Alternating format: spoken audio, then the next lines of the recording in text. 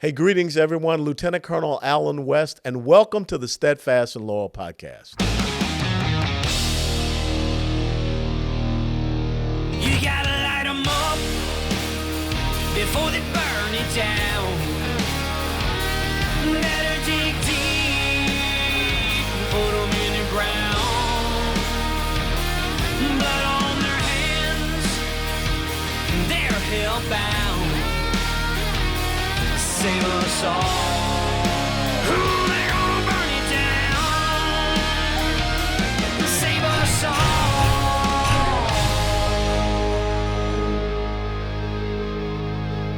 before they burn it down.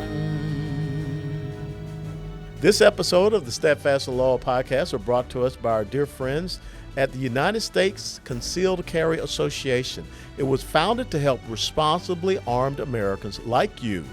They're committed to providing life-saving self-defense resources to help you, your family, to be safe. When you activate your membership, you'll automatically get life-saving self-defense education, industry-leading training, plus self-defense liability insurance. Don't wait until it's too late. Click Learn More below right now. And just as a reminder, the United States Concealed Carry Association is not an insurance company. A policy has been issued to the USCCA by Universal Fire and Casualty Insurance Company. That policy provides the association and its members with self-defense liability insurance subject to its terms, conditions, limitations, and exclusions. We'll be right back. Hey, greetings, everyone, and welcome back to the Steadfast and Loyal podcast. And every now and then you get one of those really smart people that you're going to have on for an interview. So I got to do a lot of research because, I'm just a dumb paratrooper. I used to jump out of airplanes, and I just want to make sure that I ask the right questions because it's so important that we inform, educate, and activate you. And one of the things that is perplexing is how the people up in Washington, D.C., or even at your local state level governments, they always tell you you don't understand the budgeting process. You don't understand the legislating process. Help us to get elected, but after that, go sit in the corner. I don't think that should be the case. And the gentleman that I'm going to talk to also does not believe that that should be the case, that this whole thing about debt and deficit spending and balancing the budget, it really is not that hard, especially when you have to do it yourself in your own home. So I am joined by Russ Vought, who joined the Office of Management and Budget, OMB. He was the director under President Trump. He first served as the acting director, then as the 42nd director of the OMB for nearly 2 years. He was a member of the president's cabinet and was responsible for overseeing the implementation of the president's policy, management, and deregulatory agendas across the executive branch. During the Trump administration, OMB was a key office in pushing for conservative victories and helping President Trump cut through bureaucracy. During his 4 years at OMB, Russ was one of Trump's most trusted and competent managers, called by the economists the president's toolkit. Prior to serving in the Trump administration, Russ spent nearly 20 years working in Congress and with grassroots and public policy organizations. He worked for 7 years as vice president of Heritage Action America.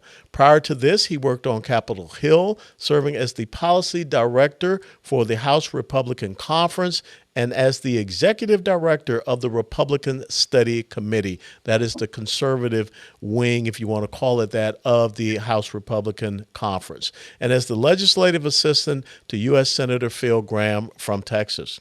Russ graduated from Wheaton College in 1998 and from George Washington University Law School in 2004. He lives in Virginia with his wife and 2 daughters, and he is currently the president of the Center for American Renewal. Russ Vought, thank you so much for joining us here at the Steadfast and Loyal podcast. Thanks for having me. Looking forward to it. Hey, let's jump right into it. When we hear all this discussion about, the debt ceiling coming up and a lot of fear mongering, especially when you looked at the president's State of the Union address last week. And I just want to put things in context and then get your policy recommendations, what needs to happen with this debt. I was born 62 years ago, 1961. The debt of the United States of America was $289 billion. When I came into Congress, the debt was a little over 14 trillion. When I left Congress 2 years later, it was 16 trillion. Now, that was 10 years ago when I left Congress. In 10 years, we've gone from 16 trillion now to $32 trillion in debt.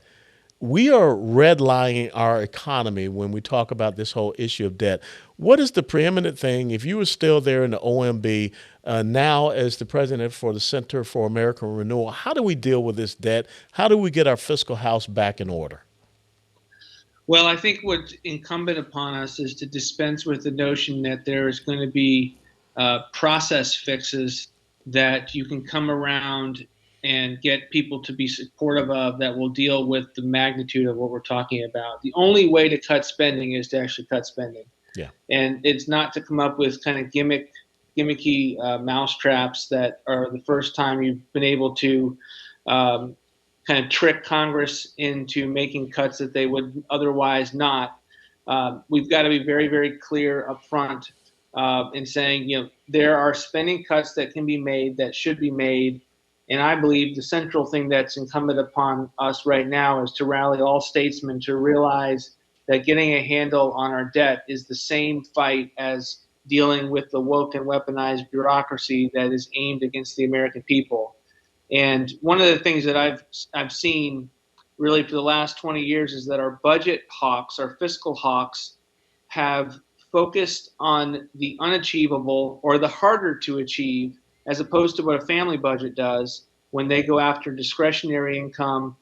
There are things that it's easy for them to restrain, and then they go after the immovables that are a little bit harder, like their mortgage, the kids' investment accounts. That's the way that it should work in D.C., but instead, our fiscal hawks have said, unless you touch Social Security and Medicare, you're not doing anything substantial to actually get a handle on the deficit. And as a result, we've done nothing. And so what our organization has said, and what we did under the Trump administration, is we've said, look, you've got to tackle the easiest stuff. And it just so happens to be that that's what funds the bureaucracy, and that you have a vote on every single year through the appropriations process. And that's one of the things that we have seen somewhat bastardized is the appropriations process, because, an omnibus spending bill really is unconstitutional. They're supposed to come together, pass 12 appropriations bills. Why do you think there is such a reticence or recalcitrance, Republican or Democrat, it seems does not matter up there, to get this done? And I applaud those 20 members that wanted to get fiscal ready, regular order back reestablished in the House of Representatives and not continue to go down the path that we're on. I think what you've seen in the last several decades is the buildup of a political cartel in Washington, D.C., where the power is taken away from the rank and file members and the senators and invested in committee leadership, predominantly the Rules Committee and the Appropriations Committee. And they do all the business behind closed doors in an untransparent way, so that you never have any real debates, never real trade-offs on the floor of the House and the Senate. And then what they do is they combine it all into one package, either a debt limit or an omnibus spending package, and they bums rush all the members, give them no time to read it, and say there's going to be some massive cliff if they don't vote for that on that given moment. And that's how the cartel governs. They govern like 2 big bills per year, 3 bills per year. National Defense Authorization is another one. And they just bums rush. And what this group has done is that they've taken the power to do that away. They've stopped the Rules Committee with enough conservatives to change the outcome, and they've stopped the Rules Committee so that the cartel no longer has a unilateral say as to what comes to the floor. So we're done with 1.7 trillion omnibus bills. Mm-hmm. And I think that's an enormous result that can now, as the cartel has to adjust, they have to work backwards and say, okay, what's it going to take to get Chip Roy's vote on the Rules Committee? What's it going to take to get Ralph Norman's vote on the Rules Committee? And we have a new paradigm that's operating in Washington, D.C. I'm not given to being overly excited about what has been accomplished, but I honestly believe it is a transformative result, and the opportunity to have a decentralized House for the first time since 1961, when Speaker Sam Rayburn took this power into the speakership. Yeah, Speaker Sam Rayburn from Texas, and of course, the Rayburn House Office building is named after him. It's so interesting that you call it the political cartel up there in Washington, D.C., because I think you're right. And the way that you saw many of the political cartel react and respond, calling people terrorists, calling people enemies of the state, and all of these other attacks. And when you look at the political punditry that was out there, this was just 96 hours. You know, if you were to look at how long it took us to get our Constitution, signed, ratified, and everything, that was years. So it's amazing to me that, people start to look at these speakerships and all of these things, a status quo, a coronation, instead of really talking about what is our task and purpose to be here. And so along those lines, one of the things that I've always wondered why we could not get to, because this is what people do in their homes, people do in their businesses. Why can't we get the federal government to go to a zero-based budgeting process instead of this baseline process where every year they start from the previous year baseline and they increase from there? And when they talk about a cut to spending in their terms, the DC cartel terms, it's just a cut in the rate of the increase. Why can't we get them to do what everyone does, start at zero, and let's justify all of the government spending and the programs that are up there? That's what we need to do. And when we just put out a budget in late December to give a path forward for Congress, balances in 10 and goes after all the woke and weaponized bureaucracy, that's what I did. Is I went through agency by agency and said, we're not going to go off of what your projected increase. I don't think you should exist. I don't think this entire line item should be something that the Center for Disease Control, to give you one example, should be doing. It explains why you lost all manner of focus during the COVID lockdowns and you were captured by the bureaucrats within your agency. So we have to do that. And yet we don't. And I believe it's because we don't have enough people who care about spending focused on the right issues, which is the bureaucracy and the way that they budget. And ultimately, it comes down to, are you willing to make cuts each and every year to these agencies that are weaponized against the American people? And I think that is a way to get people to focus on it. And we need our budget hawks, and I'm kind of providing a new paradigm for my own crowd. We need budget hawks that go and care about reading the agency's spending plans in a new way and not focusing only on where they say the money is, which is in Social Security and Medicare. No, you're absolutely right. And for our audience, you have to understand is that the budget of the United States of America, you got the mandatory spending side, Medicare, Medicaid, Social Security, net interest of the debt. But then you have the discretionary side, which is defense discretionary and non-defense discretionary, which is really all of the government agencies. And I think that when you go back and you look since Jimmy Carter, the incredible expansion and growth of the federal government on that discretionary side is something that we need to look at. And so therefore, let's talk about, I spent 22 years in the United States military, and I remember right before I was sworn in, they had me on Meet the Press with David Gregory. And he said, well, Congressman-elect, do you think the defense budget is on the table? I said, absolutely right. He said, well, you're a Republican. You're not supposed to say that. I said, I know that there's fraud, waste, and abusive spending in the military. And so when you talk about these cultural Marxist woke programs, DEI initiatives, all of these things. But also when I look at the Pentagon, Russ, this is nothing but a bureaucracy. And the people that are suffering are the men and women on the front lines who aren't getting the right training, not getting the right equipping to be able to go out there and fight and win our wars. So in your perspective, in your insights, do we need to start looking also at the defense budget and not just saying that's the sacred cow we can't touch?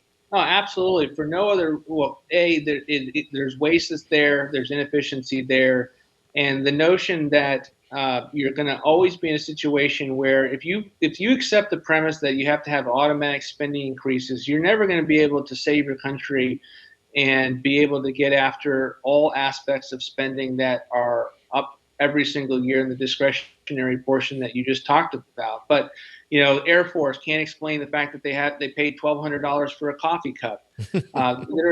There are all of the DEI examples of woke and weaponized within Department of Defense. Yes. And so all of that has to be tackled. But there's also more systemic issues, which I have found, which is they're so bureaucratic that their own budget process can't even make strategic trade-offs. So budgets that would come to OMB would not have enough money for naval modernization and the space components that were necessary for a war against China, because of very kind of bureaucratic viewpoints about every service getting the same amount, or the fact that we didn't have good understanding of what readiness actually was defined as. So it was basically defined in the minds of the people asking for the additional resources. And you'd have people that would go to congressmen or the speakers of the House and say, we're going to run out of bullets. We're not running out of bullets. It's just you are using bureaucratic shell games to get more money. And we've got to be very, very intentional about funding capabilities and funding what's necessary, and then making strategic choices about what is not necessary, and then finding out where are we overcommitted in the world, because a lot of these are requirements based on those commitments. And once you've got those requirements in place, it's like an escalator for more money, and it's never ever the trade-offs are never discussed as downstream in the budget process. That's what I found over 4 years of dealing with the Pentagon on these issues. You know, you're absolutely right. And I think it has really come home to roost, if I could use that term. But everyone has seen with this recent, the balloons fiasco. And when you have the head of NORAD that stands up there and says that our sensors didn't pick these things up, you just ask yourself, well, then what have you been spending your money on in NORAD if you're not able to cover and protect the airspace of the United States of America? Yeah, it is.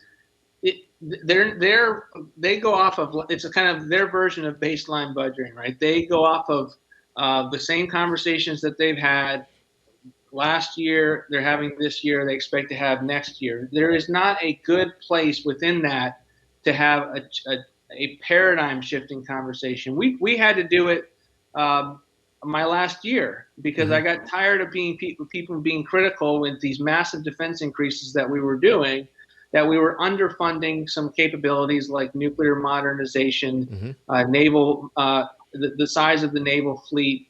And I said, well, guys, why are we not funding this the way it needs to be funded? And ultimately, it was because we had not figured out until that point how to hardwire the budgeting process to achieve results. And it took about a year to fix that. But that's what we have this calcified bureaucracy at the Department of Defense that they themselves don't ask their own strategic questions except at the smallest of dials and margins. And that's not how you get strategic choices that get made from people like you and others who bring a paradigm shifting view to how we should keep a country safe and yet deal with the fact that we can't afford the government that we have.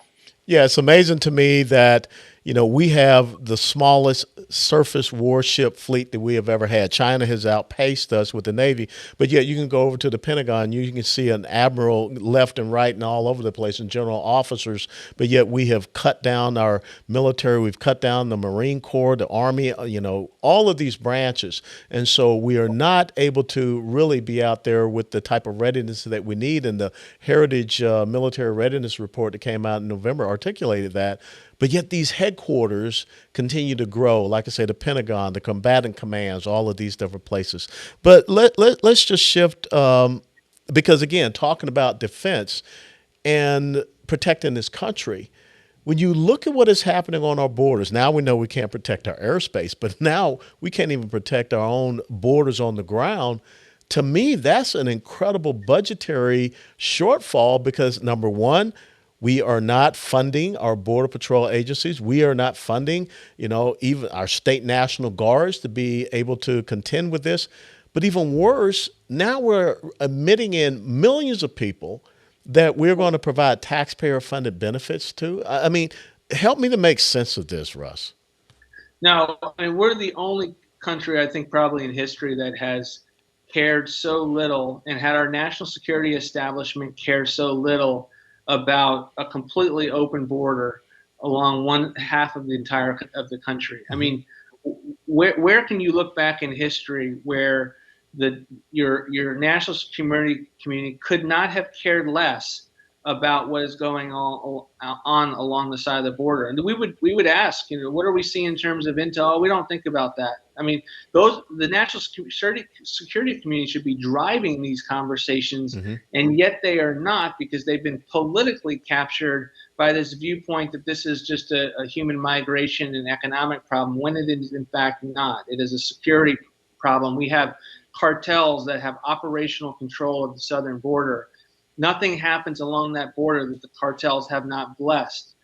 We basically have ISIS along the southern border, and yet that's not viewed as a national security threat. So it's a major problem. We need strategies and solutions. We put forward two in particular. One, to treat the migration masses and the cartels as an invasion. And we have called upon statewide office holder, Greg Abbott, who has commander-in-chief authorities, not just to declare it an invasion, but then to take the steps to remove those individuals across the border. He has not done that. He's effectively come up with cute ways of doing catch and release by calling it an invasion, where he brings the individuals he's interdicted to the border, not across the border, to the border, where he then catches and releases them again. So we need a real strategy that Governor Abbott adopts. That's number one.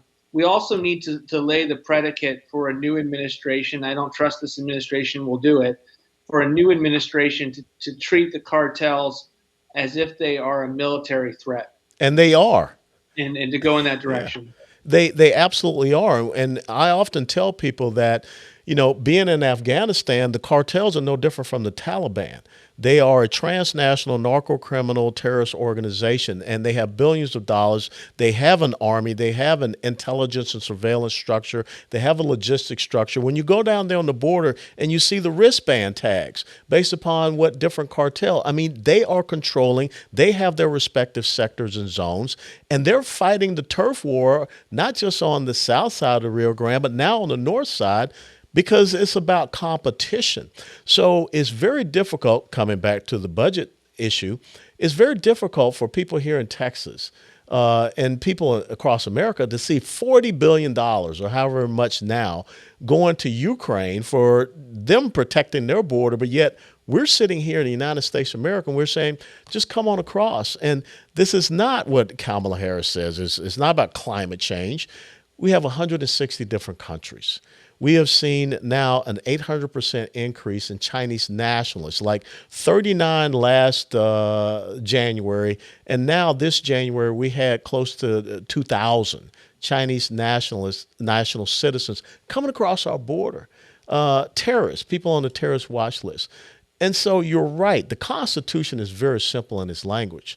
Article 4, Section 4, the federal government has a responsibility to protect the states from invasion. Article 1, Section 10, Clause number 3 says what the states can do if actually invaded. So to me, this is simple. And I cannot understand it why here in Texas, and previous to the new governor in Arizona, this new governor is not going to do anything, but the governor in Arizona, why do we have Republicans in Texas and Arizona that won't do what the Constitution enables them to do? I don't care about the cute little political optics. If you're going to designate someone as a terrorist organization, there are some very specific things you have to do to go after them, but we're not doing it. Help me understand why. Well, I think you're putting your finger on a major, major problem that we have on the right, which is we are led by people who don't know what time it is in this country, and that they are concerned about confrontation with the federal government. And we have to have states and state governors and legislatures that are willing to stand up to the federal government and interpose where their rights and their duties are being overrun. And right now we have a governor in Texas that flat out doesn't want to have that fight with the federal government. They believe that there is going to be conflict between the federal agents and the state troopers, and yet doesn't go down the path of execution to put themselves in a position where that doesn't have to be the case. There are ways, there are strategies, there are ways to execute this strategy, this initiative, this effort in a way that allows Texas and Arizona, if we had gotten Governor Kerry late, to put them in a position to be successful. But the mere thought of that type of brinksmanship gives them night terrors. And we have to get beyond that, or we're never going to save our country. We're not going to save our country without a little bit of confrontation.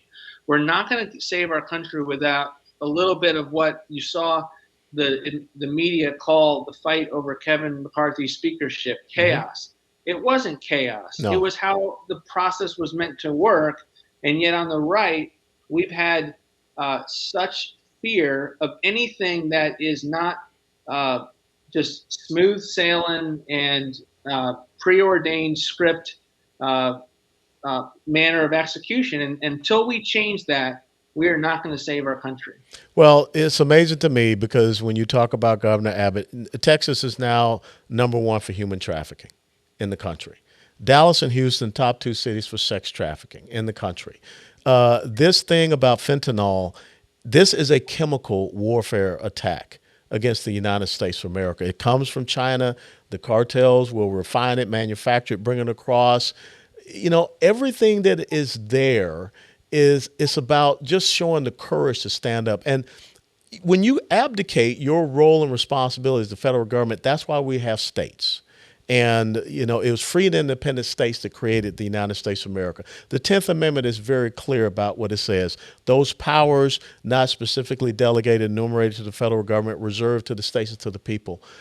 That's why I think states have to step up and have that strong leadership. I'll let you close out and just kind of give us your assessment about what happens in the next couple of years as far as our budgetary process and as far as what we see happening on the border. Well, I think you're seeing a great awakening in the political context towards the reality of the types of what is necessary to save the country, and slowly, our political class is catching up. And so I think you are seeing versions of that in Florida with Governor DeSantis. I think Texas has to catch up. We can't have Texas, with such control over the state apparatus not being a red state sanctuary in the same way that Florida is. I think you're seeing that with the power sharing agreement that now exists on the House of Representatives.